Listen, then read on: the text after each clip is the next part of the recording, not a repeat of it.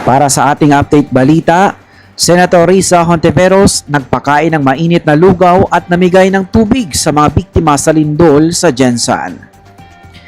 Agad na umaksyon ang tanggapan ni Senador Risa Hontiveros upang maghatid ng tulong sa ating mga kababayan na nasalanta ng malakas na lindol sa Mindanao, partikular sa General Santos City.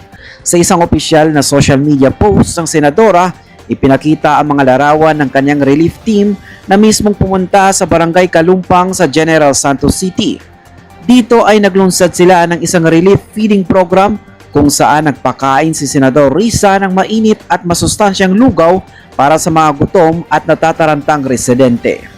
Bukod sa lugaw, namahagi rin ng kanyang grupo ng mga selyadong drinking water o malinis na tubig na inumin na labis na kailangan ngayon sa lugar matapos dumanas ng kalamidad. Kitang-kita sa mga larawan ang mahabang pila ng mga bata at matatanda na bitbit ang kanilang mga mangkok upang kumuha ng paunang pagkain. Nagpaabot din ng maikling mensahe ng pagmamahal at pag-iingat ang senadora sa wikang Bisaya kung saan sinabi nitong amping mo tanan na ang ibig sabihin ay mag-ingat kayong lahat. Ayon sa kampo ni senadora, patuloy silang makikipag-ugnayan sa mga lokal na opisyal upang malaman kung ano pa ang mga agarang tulong na pwedeng ipadala sa mga biktima.